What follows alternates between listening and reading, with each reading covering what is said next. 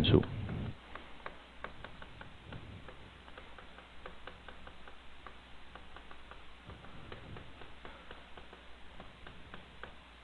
好，那我们这边下面介绍的是工具变数，它需要满足两个条件。第一个是 relevant， 就是关联性哈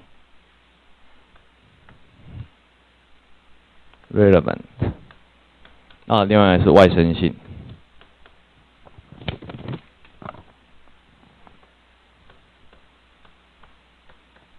好，那关联性指的是你的工具变数要跟 S 之间有相关。那外生性指的是你的工具变数跟你回归的误差之间不能有相关，所以这是关联性的外生性。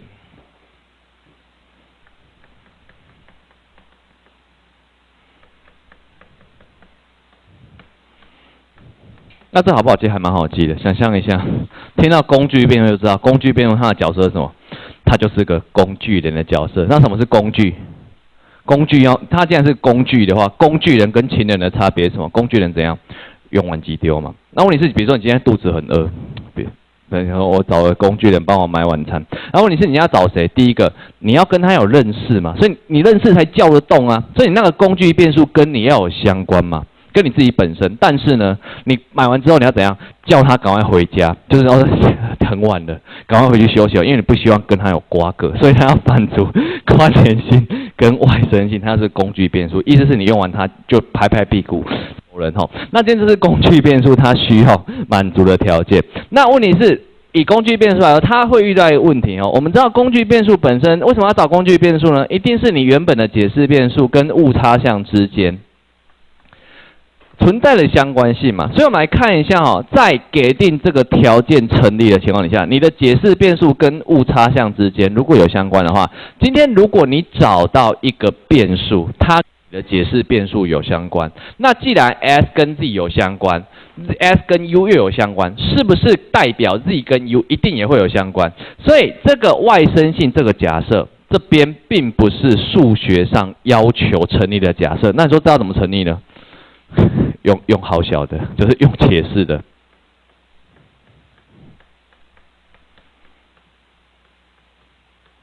就看你讲的有没有道理的。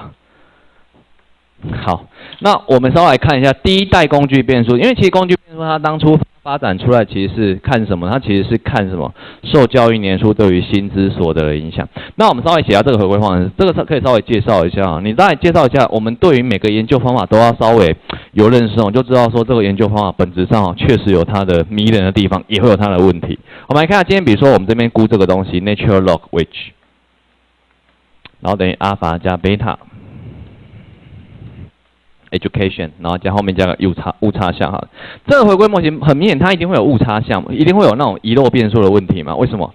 因为我们知道事实上有很多变数，它会影响受教育年数，它也会影响你的薪资所得嘛。所以这个回归模型本身有非常多的遗漏变数，包含什么？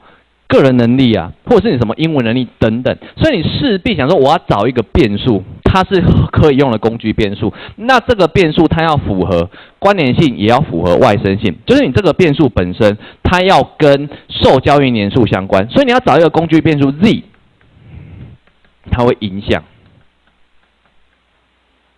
它与 education 有关。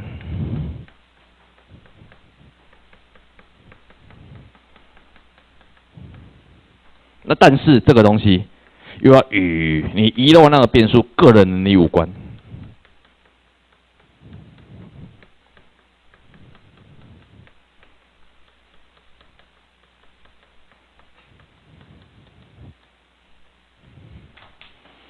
所以当初他们想说我要找一个工具变数，它符合这两个条件，所以他们找到什么变数？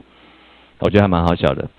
一个东西它会影响你要不要，因为他们讲的 education 主要是大学啦，因为他们基本上他们的义务教育到高中哦，所以你今天要不要看那种受教育年数对于薪资所得的影响，主要是看大学，他要看有没有哪个变数会影响你要不要去念大学，但是他跟你自己的认真程度啊，或者是念书的那种能力本身没有什么关系，他找什么变数？就是你的家离大学的距离，就真的。就是他们觉得他们很会解释。今天你如果住大学附近的话，你去大学里面走走，你就会感受到那个大学很棒，有图书馆，然后整个人文荟萃啊，让你很想要去念大学。有人相信为什么？因为它基本上这是什么资料？它美国的资料，美国的资料基本上会这样的、啊。你说这种东西，台湾可不可以说得通？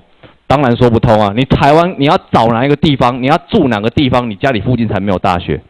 你要住哪边？你要住小琉球，你要住深山，你要住中央山脉。才附近才没有大学，你随便一个县市都会有大学，所以基本上这种东西它只会在美国成立，因为美国他们地很大嘛，大学又很少，所以事实上你可以找到你这个变数可以当做是工具变数没有错。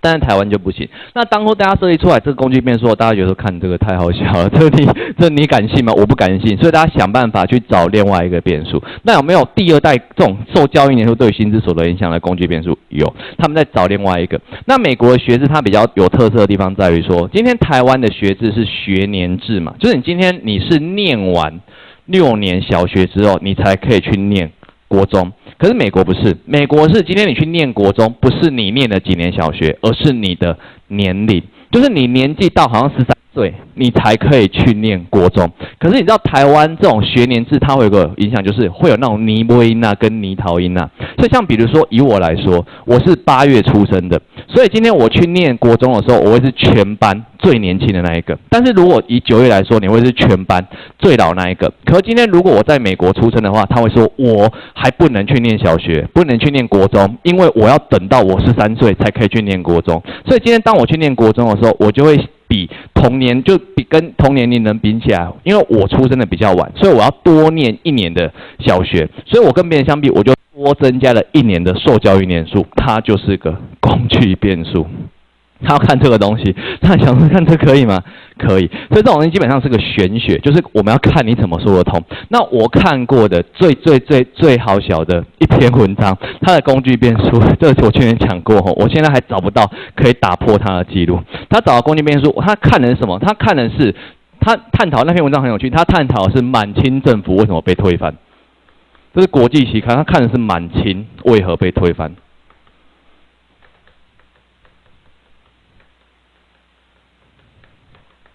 有同学知道吗？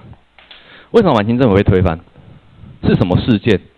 跟国父无关，他革命了很多次，所以基本上国父的出现不是一个真正的原因。为什么他革命这么多次？为什么最后一次成功？有人知道吗？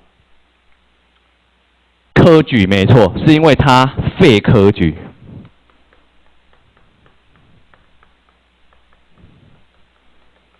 这个其实大家都知道哈。那为什么废科举会影响满清政府被推翻？因为你想，今天比如说你在念书，你念了这么久，然后发现说人家取消考试，比如说今年台大不招生了，改全推甄，你会不会起来？就起来，就比如说人家说，比如说某某总统说，我明明台大全部改成全推甄，你会不会去用你的选票制裁他？当然会。那以前有选票吗？没有，你只能用你的肉体制裁他，所以你就是出去跟人家一起革命。但是你知道他在革命发动的时候，你不是全省都不是全省，不是全国都响应嘛，他会跟你的省份有关系。所以事实上，真的率先，你今天你以革命来说，你真的率先响应的县，你觉得会有分？因为科举是一个全面性的一个情况嘛，可是以那时候中国他们的科举制度来说，他们每个县那个县民的录取额其实是不一样的。为什么？跟你那个县的可能人口也有关系，或者是他可能当初他就有那种核定的名额嘛。那你觉得是那种核定名额，比如说我预计录取50个，我把它废除比较严重，还是我预计录取5个，废除比较严重？当然是录取50个那个嘛，因为今天录取50个的话，你发现说那个县就是因为废科举嘛，那你今天我们知道报名人数永远正比于录取人数嘛，所以今天报名的人数或者是要念书要准备的人很多，那你今天准备的人很多就会非常的不爽。可是你今天为什么不能直接拿这个东西跑回归呢？因为你今天那个县的报名人数或者是你的录取的人数，它可能会有内生性。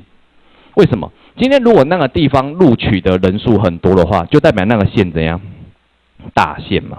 那个县如果是大县的话，可能那个县他们本身就人比较人文荟萃，比较接近大都市。那我们知道，比如说像那种同志公投，在大都市跟在乡下地方，它本来就会有不同的情况。所以今天如果你说那种废科举的县，那种名额比较多，说不定是因为这个内生县的关系，因为那个县本身，因为它人比较多，那可能比较多外国人，他们想法比较现代嘛，所以你今天可能会遗漏那个文化这个变数，所以你势必要找一个变数，它跟科举的录取员额有关系，又跟那个地方的文化没有关系，他要找一个工具变数，他找什么工具变数？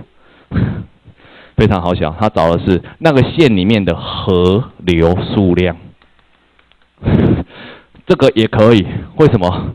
我们知道河流数量会正比于那个县的面积，就会正比于那个县的录取名额。那为什么它会是外生的啊？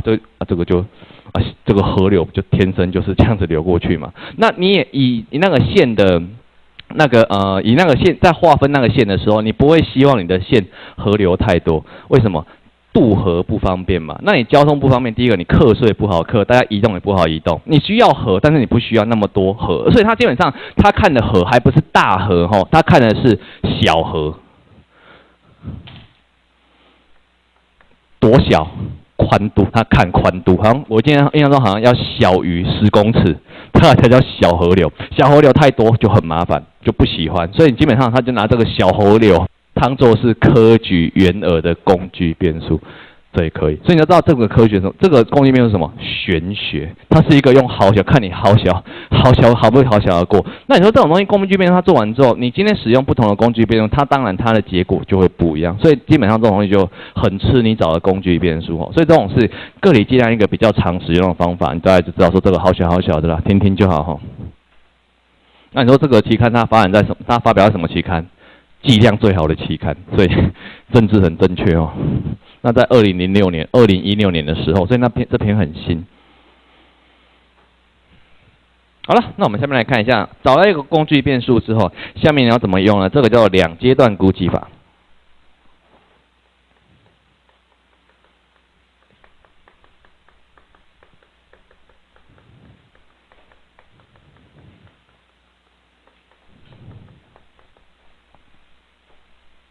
好，我们看这2阶段估计法，它的步骤是这样哈。今天为什么要2阶段呢？因为它不是直接去估计，你那个工具变数，它是透过2个阶段去得到它的斜率向的估计式的。所以在第一个阶段的时候，我们利用 z， 我们写英文哈 ，regress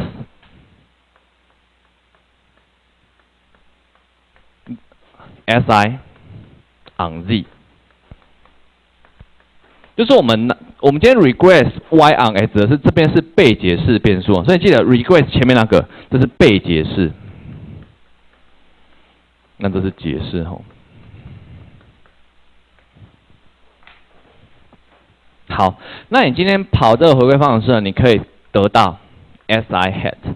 那你的 si hat 我们给一个符号，这个叫 pi 0 hat 加 pi 1 zi hat。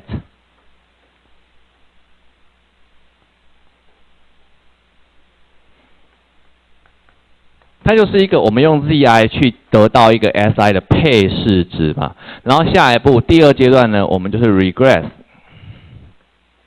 这才是我们真正的目标。我们要拿 yi， 我们真的想看的是 si 对 yi 的影响，可是 si 它具有内生性，没关系，我们就用一个 zi 来代替它。但是我们这边 zi 所形成的 si 的解释变数的函数，就是第2阶段你要放进回归方程式的东西。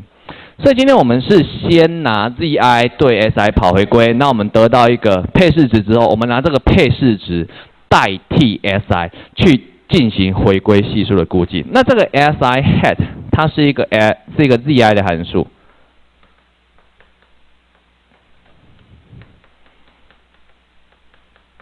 它是代替 f。为什么不能放 si？ 因为 si 就跟解释变数跟那误差项有相关，所以你就是用一个 zi 的函数。那 zi 它具有外生性嘛，它就不会影响那个斜率项的估，就不会影响那个系数估计的一致性哦。你今天利用这个方程式，你得到了斜率项的估计式，我们就称作这边我们是用贝塔1好，那我们就是真实的模型，我们是用贝塔0加贝塔1。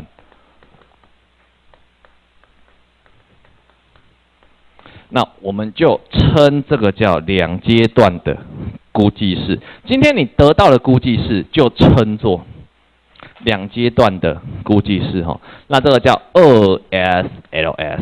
那这个叫两阶段估计法，它的英文叫 two-stage least square 哈，所以它有这个 two 它用2来表示 stage， 就是两阶段的一个最小平方法。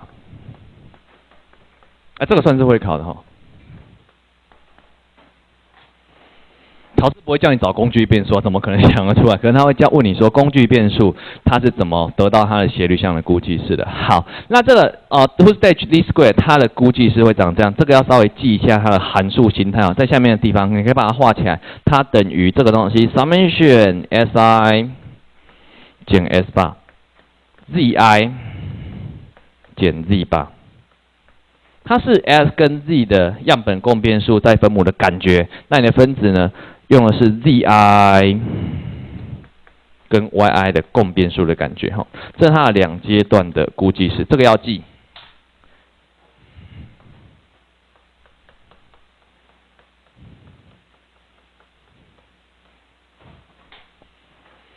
那我们下面有证明为什么你这样做，你就可以得到你的估计式为什么可以整理成这样子呢？我们稍微来看一下。首先第一个，以这边的话，这边是拿 zi 对 si 去跑回归嘛，所以你知道你这个派0 hat 会等于什么？它就会是那个 y bar 这边的 y 被解释变数是 si 嘛，它要是 s bar 减派1 hat z bar 再加上派1 zi。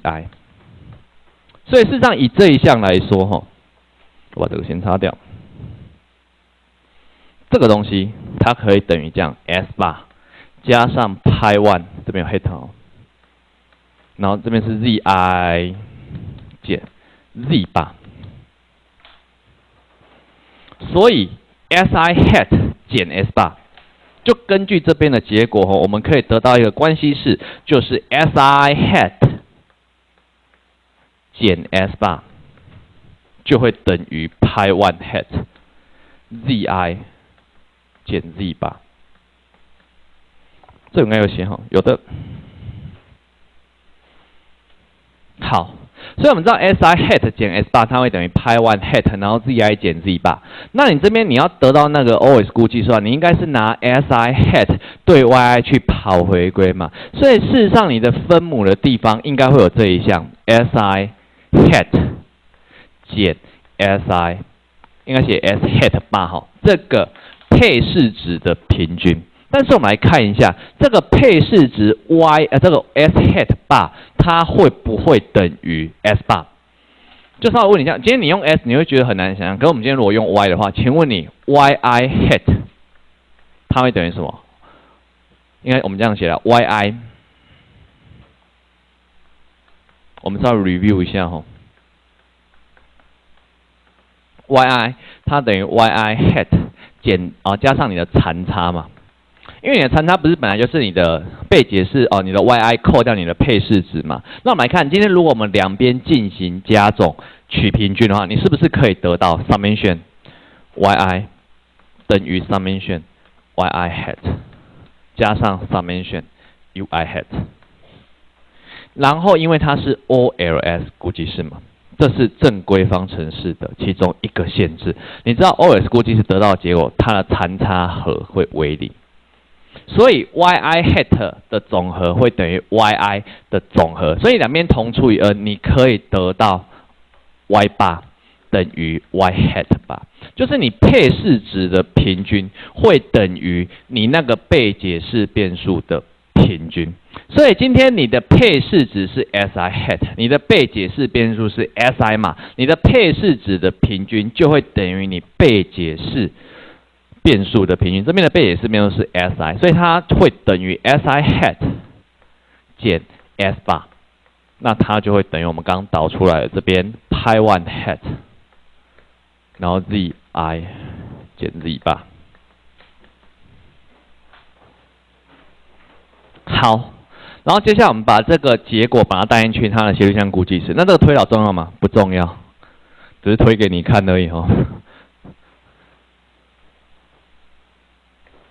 考试会不会考？不太会，但是会考结果。它会考那个两阶段估计是长怎样，所以结果要稍微记一下吼。那什么系所会考？喜欢考这个？其实大部分就一种经研所，经研所很喜欢考这种两阶段估计式，所以这个大部分都是经研在考的。那过去有考过，其实就2间吼，尤其是这2间，台大跟台北大学。然后传统就要练嘛，考经验的人一定会考这2间嘛。那政大有没有考过？政大好像没考过，政大好像没有考过2阶段的估计法吼。好，所以我们来看一下哈。好，等镜头过来一下。所以我们知道你的那个斜率项的估计是这边是我们是拿 SI hat 得到的那个2阶段的估计是吗？所以我们是拿 SI hat 减 S hat bar 的平方，是拿第2阶段我们拿 SI hat 对 YI 去跑回归嘛？所以这边是这样子哦 ，SI hat 减 S hat bar， 然后这边是 YI 减 Y bar。好，那我们这边将我们刚导出来的 SI hat 减 S hat bar 等于 pi 1 hat ZI 减 Z bar 带入这边的地方，所以把它带进来之后，它等于这样，这边是 summation， 这边你的 SI hat 减 S hat bar 就会是 pi 1 hat ZI 减 Z bar。好，这边是 YI 减 Y bar。好，那你分母的地方就是这个 summation， 这边是 pi 1 hat， 然后这边就 ZI， 这边应该不用抄，这个讲义里面都有打，所以你大概知道它的推导的逻辑就可以啦。好，那这边这个东西呢，我们就看嘛，这边你在推导的时候，你发现说它都有常数可以提出来嘛，就是 summation 里面不带下标就是常数，所以我们来看你分子的地方，你可以提出1倍的 pi 1 hat， 那分母的地方你这边有 pi 1 hat 的平方，所以你提出来之后，你是提出了什么？你提出了这个 pi 1 hat 分之1。然后乘上你留在里面的东西，这边是summation ZI 减 Z bar YI 减 Y bar。好，那你的分母就是 summation ZI 减 Z bar 的平方。那就问你啦，请问 pi 1 hat 它的计算式是什么？它是 pi 1 hat 是什么？它是第1阶段的时候，我们拿 ZI 对 对 SI 跑回归的斜率项的估计式嘛。所以我们知道 pi 1 hat 你的被解释变数是什么？是 Z 啊，你的解释变数是 ZI 嘛，所以这边就用 ZI 对 SI 跑回归，所以你就 ZI 减 Z 8的平方。那你上面的地方，你的被解释变数是 SI 嘛，然后这边就 SI 减 S 8，你把这个结果带入，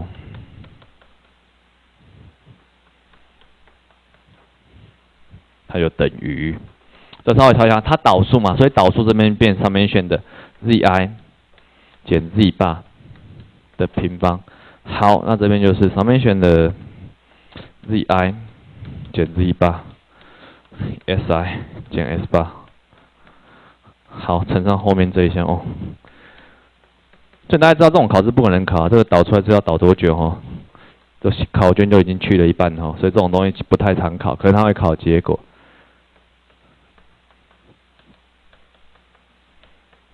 好啦，所以这2个消掉，就可以得到结果哈，我就不抄了哈。这边就是它的2阶段的估计式，那我们只是把它的那个 S， 这个应该是不用抄，这个里面。在82页下面哦，应该是非常的，不是非常，就根本就一模一样嘛，所以你不用去抄，你可以稍微抄一下它的那个计算的逻辑哦。那我也要抄就是这个啦 ，pi 1 hat， 它是拿 ZI 拿那个 ZI 对 SI 跑回归，就是你的 ZI 是被解释变数，解释变数哦 ，ZI 是解释变数，被解释变数是 SI 哈，就这样子。好，这是2阶段的估计式。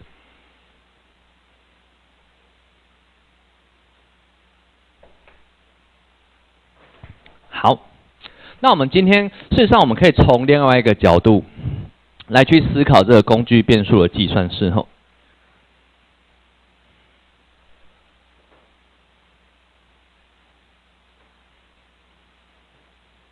你可以思考一个问题，就是说，今天如果我们有这个模型，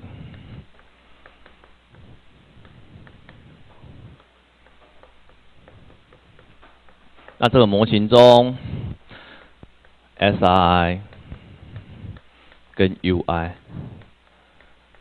共变数不为零，所以在这边你的误差项它具有内生性。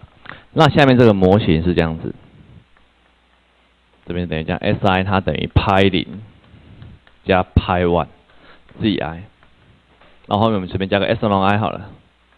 好。这是补充的，这个可抄吼，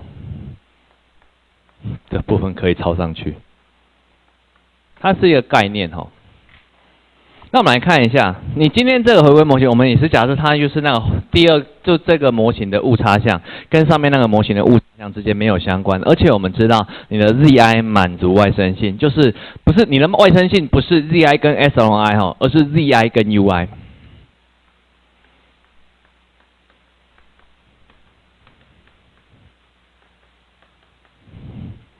所以你可以怎么做？就很想怎样偷天换日嘛？你可以怎样做？我就很想怎么做？我就很想要把 SI， 因为 SI 不能跑回归嘛。SI 若跑回归 ，SI 它具内生性啊，那我是不是可以把 SI 的部分我用 ZI 取代带进去？所以事实上我们可以把第二式的地方我们带进去第一式，我们把这一项带入上式。就上面那一式吼，你就可以得到这边是 YI， 它等于贝塔0加贝塔1 ，SI 的部分就变成这样了，派0加派1 ZI 加 S(i)， 然后后面误差项照写，所以这边是贝塔0加贝塔1派0，然后加上贝塔1派1 ZI。然后误差项的地方变成是 UI 加上贝塔1 S(i)。好，那我们今天来看啊，这边它是一个误差项，就暂且将它叫做 VI 好了。那我们就叫做这个叫 Delta 0，那这边就是 Delta 1。那我们来看一下，今天如果你去跑这个回归的话，你是拿 ZI 当解释变数对 YI 跑回归，请问你这个回归的估计式斜率项估计式 Delta 1，它会不会具有一致性？会不会？它具有一致性，你是取决于什么？取决于你的解释变数跟误差项之间有没有共变数嘛？那你的误差项是什么 ？VI 里面有 UI 也有 S(i)， 那 UI 跟 S(i) 地方 ，UI 跟 ZI 我们假设它共变数为0，那 S(i) 是这个回归的误差，它本来跟 ZI 之间就具有外生性，所以这个回归模型，因为你的误差项具外生性，所以你可以得到 Delta 1的一致性估计式。你说哦，你有 Delta 1的一致性估计式，你就满足了吗 ？Delta 1是什么东西 ？Delta 1里面是贝塔1派1呢。那你今天想要估的是什么？你是想要估这个贝塔1，贝塔1才是你的目标，怎么办？没关系，这边还有一条，这边也可以跑。我拿 ZI 对 SI 跑回归，那这条回归方程式里面，我可不可以得到派1的一致性估计式？直接跑就是派1的嘛。那你说你这边得到一个派1 hat， 那这边得到一个 delta 1 hat 还是没有用啊？我想要什么？我想要贝塔1呢？那怎么办？用你的直觉，这边估计出来的参数是贝塔1派1，这边估计出来是派1，你要如何从这两式得出贝塔1？把它当分子，把它当分母，你就可以得到贝塔1 hat 的一致性估计式嘛。所以根据这个逻辑我们事实上我们可以找寻贝塔 hat， 贝塔1 hat。那这个贝塔1 hat 通常会将它叫做工具变数了，就给它的名称叫工具变数，这只是给它的名称。好，那我们就说它应该等于这样子 ，Delta 1 hat， 就是你这一条回归方程式的斜率项估计式，然后这边也有一个斜率项的估计式。好，那下一步就是，请问你贝塔1 hat 它确切的函数形态是什么？这边是什么？这边是拿 z 对 y 跑回归嘛，所以 delta 1 hat 的地方它要是 summation ，zi 减 z 八 ，yi 减 y 八。你的分母是上面选 zi 减 z 八的平方。好，那你的分母呢？派 1 还有什么？拿 zi 对 si 跑回归嘛，所以它等于这样哈。这边是 zi 减 z 八 si 减 s 八。那你的分母呢 ？zi 减 z 八的平方。你会发现说，哎，怎么会这样？它就是两阶段的估计式。所以事实上，这种工具变数的写法，你可以从两阶段的角度去看，你也可以从联立方程组的角度去看。那这一种方法，它事实上就是去估计联立方程的概念。那我们之后会介绍哈，它是估计联立方程组的概念。